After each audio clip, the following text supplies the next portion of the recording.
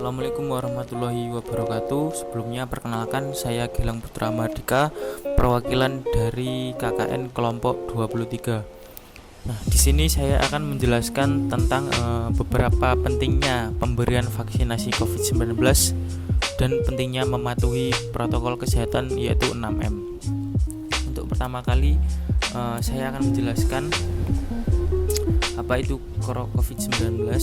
Coronavirus atau COVID ini adalah keluarga besar dari virus yang menyebabkan penyakit mulai dari flu atau biasanya ini penyakit pernapasan yang lebih parah seperti Middle East Respiratory Syndrome atau MERS yang biasa kita sebut, dan Severe Acute Respiratory Syndrome atau SARS yang biasa masyarakat ketahui juga. Nah, coronavirus jenis baru yang ditemukan pada manusia ini sejak kejadian luar biasa muncul di Wuhan, Cina pada Desember tahun 2019. Kemudian diberi nama Severe Acute Respiratory Syndrome Coronavirus 2 atau SARS-CoV-2 dan menyebabkan penyakit Coronavirus Disease 2019 atau yang kita sebut dengan COVID-19.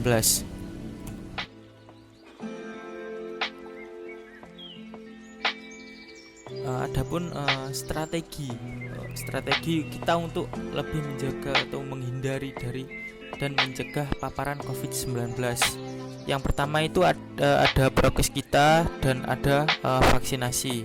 Nah, prokes ini tujuannya yaitu sebagai bentuk menghindari dari paparan virus corona tersebut. Nah, yang kedua ini yaitu vaksinasi. Vaksinasi ini membuat kita bisa menerima dengan virus dengan menyiapkan kekebalannya. Dengan adanya vaksinasi tersebut diharapkan jika nanti virus terpapar di dalam tubuh kita sudah mempersiapkan antibodi untuk virus tersebut. Untuk protokol kesehatan ini juga harus tetap dilakukan di samping itu agar kita senantiasa saling menjaga satu sama lain. Protokol kesehatan yaitu ada 6M. Yang pertama, memakai masker karena ini hal yang sangat-sangat penting. Terus menjaga jarak satu sama lain, mencuci tangan. Ini konteksnya mencuci tangan ini biasanya sesering mungkin mau keluar rumah ataupun masuk rumah ini boleh dilakukan. Terus menghindari kerumunan, meningkatkan imunitas dengan cara mengkonsumsi makan yang bergizi, vitamin yang cukup, dan yang lainnya. Yang terakhir adalah mengurangi mobilitas. Mengurangi mobilitas yaitu mengurangi seperti kegiatan-kegiatan yang berada di luar rumah. Adapun yaitu masuk ke dalam vaksinasi. Pengertian vaksinasi di sini adalah virus atau bakteri yang dilemahkan atau dimatikan, atau bagian dari virus yang dimodifikasi untuk merangsang pembentukan kekebalan tubuh seseorang dalam jangka waktu yang cukup panjang.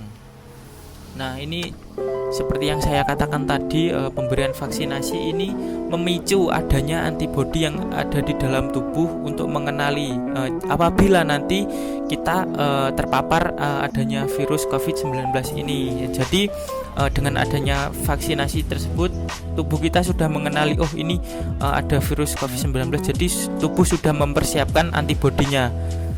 Proses pemberian vaksin ke dalam tubuh disebut vaksinasi. Untuk vaksinasi ini berisi bakteri atau virus yang dilemahkan atau bagian dari virus yang bersifat tidak infeksius. Pemberian vaksin yaitu berfungsi untuk mengajarkan tubuh untuk membentuk perlindungan agar tubuh tidak terkena infeksi tersebut maupun dari virus corona atau virus-virus yang lainnya. Apabila seseorang telah divaksin, antibodi sebagai respon perlindungan akan membentuk di dalam tubuh. Terus ketika virus atau bakteri menyerang tubuh, antibodi akan berperan menjalankan misinya, yaitu melindungi tubuh dari infeksi ataupun terpaparnya virus tersebut. Nah, keuntungan yang lain adalah ini tubuh tidak akan terkena infeksi virus. Tujuan pemberian vaksinasi. Adapun beberapa tujuan pemberian vaksinasi ini adalah proteksi spesifik individu yang diimunisasi sebagai pencegahan penyakit infeksi. Misalnya yang umum kita ketahui biasanya itu ada virus campak, imunisasi campak, hepatitis B, polio ini kan sewaktu kita kecil biasanya sudah diberikan untuk menimbulkan adanya antibodi. Yang kedua, tujuannya membentuk kekebalan kelompok atau herd immunity.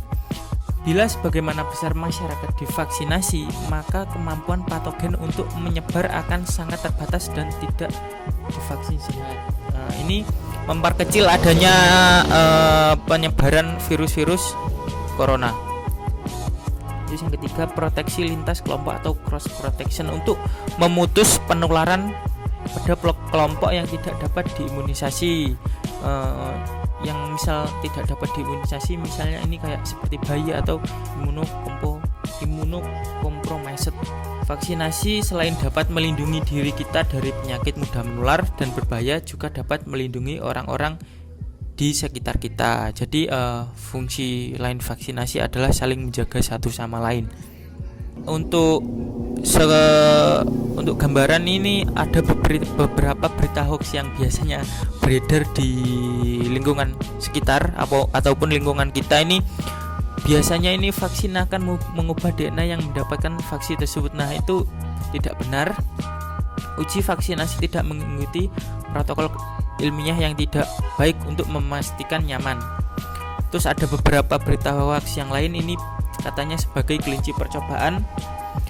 Ada yang bilang buru-buru diproduksi dengan kecepatan penuh.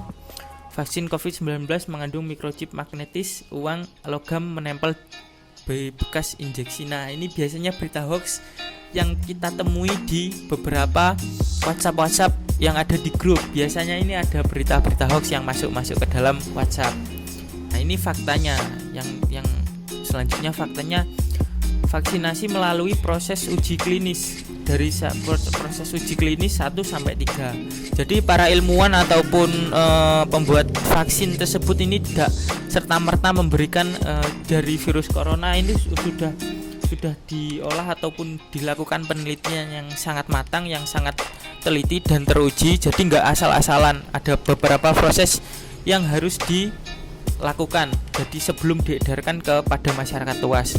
Faktanya vaksin yang beredar sudah terbukti keamanannya dan efikasinya. Nah, ini kan sudah kita ketahui bahwa vaksin ini sebagai bentuk pertahanan diri.